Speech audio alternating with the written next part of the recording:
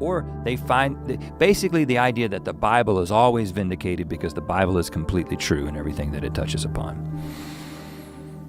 But when I really looked into it, I started realizing that that's not true. That's not really the case. Just a few things, I'm touching on some quick things. Why is there no Egyptian historical record of the Israelites' captivity? It's 2 million people. They kept great records. Why is there no record of them? Why is there no archaeological evidence of the Exodus? Basically this massive group of people wandering in the wilderness for 40 years. They've looked for over 100 years. They've looked, no evidence. And those are just a few things. But there were some pretty major events that all of a sudden, I was like, no, this isn't well supported. This isn't outside of the Bible. These things are not well supported. So have you ever heard someone make some arguments like this? Maybe they've talked about how the Bible's not accurate, or how the Bible says something and then archaeology or science tells us another thing, and you're just left to be like, well, I guess that's just the truth. I was in that space. About 5 years ago now, whenever it was, I was in ministry. I was struggling with my faith, and I was starting to doubt some things. I had some emotional things going on that caused me to doubt. And then I run into this video that we just watched of Rhett and Link, and Rhett is exposing his doubts. And I was just left to believe he has to be right. Well, turns out, no. So I want to show you a video of Sean McDowell interviewing a colleague of his, PhD archaeologist Titus Kennedy. And Titus works in the realm of biblical archaeology. We're going to focus on two things. One of the claims that Rhett makes here. Number one, there is no evidence of Jews, Israelites in the land of Egypt. The second thing is there's no evidence of anybody wandering around in the desert. Let's dive in. Papyrus Brooklyn. What is this? Papyrus Brooklyn is an Egyptian papyrus from what's called the Second Intermediate Period. It roughly dates to the 17th century BC. So it's also approximately from the time of Joseph, or maybe just after his life and just before Moses. This was found in southern Egypt in the Thebes area, and it's a list of household servants or household slaves. Now, that may not seem like a very interesting thing. It's just some list of people working in houses. But when the names were analyzed, we saw that many of the names were Semitic names, and then they were given a new Egyptian name. So think about, again, the Joseph story. He gets renamed with an Egyptian name. But even more specifically, several of these names are actually biblical Hebrew names. Some are feminine forms of masculine names that we're familiar with, like Jacob and Menahem and Asher. But we also have the name Shiphrah, which appears on this, and she's one of the Hebrew midwives mentioned in Exodus 1. We have someone named Hebrew on there. And then we have another name that's actually not used as a name in the Old Testament, but it was Hebrew, a sebto, meaning herb. So we have all these Hebrew names popping up in Egypt prior to the Exodus. This is significant because it demonstrates there were people with Hebrew names, Hebrews, Israelites, living in Egypt before the time of the Exodus.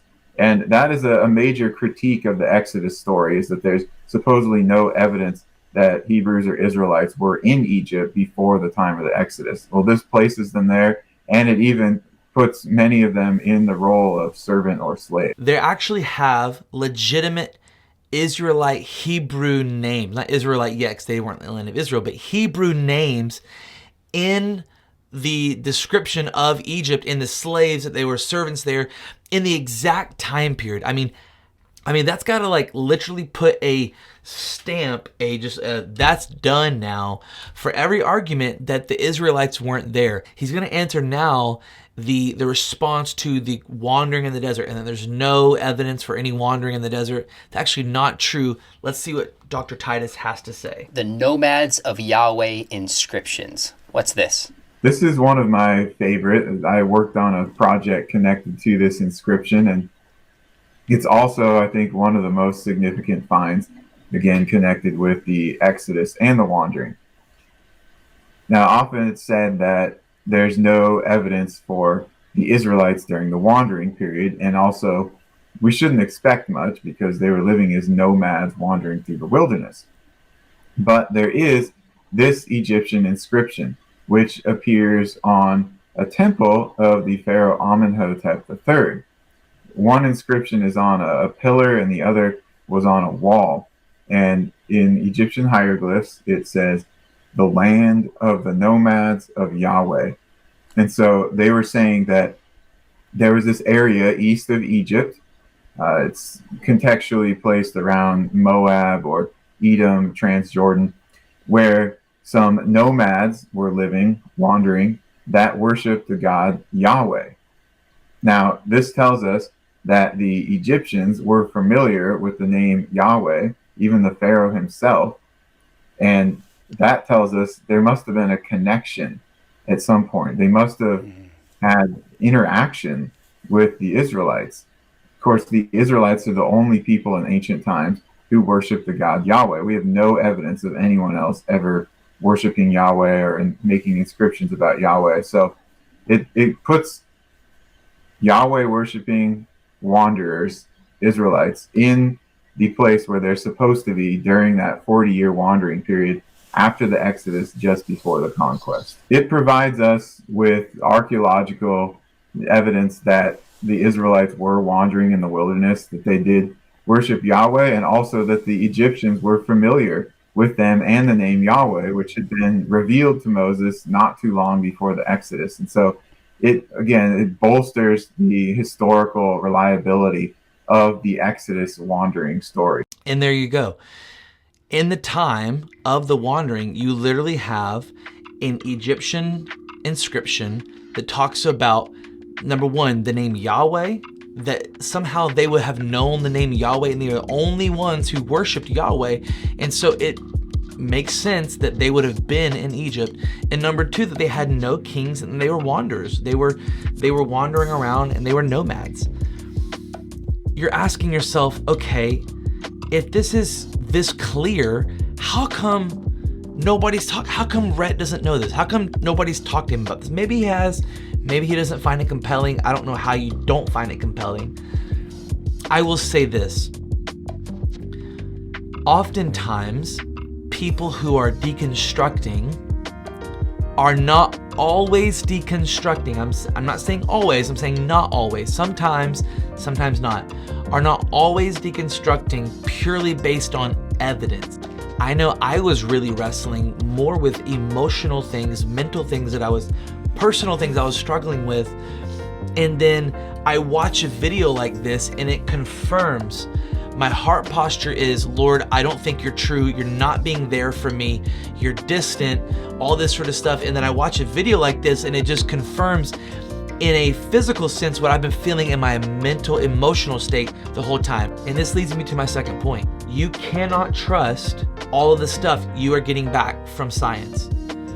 Just like Rhett will say this in his podcasts and stuff, that the things he was reading were books from Christians who are trying to defend the faith, and he's gonna say they were skewed.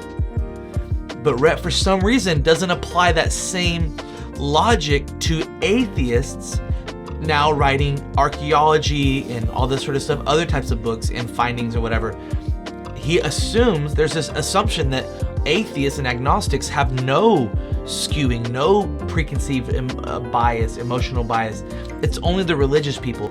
And I'm just telling you, it's not true. In my own personal research, after I was coming out of deconstruction, I began to look at some of this stuff, and it just wasn't as black and white as I once thought.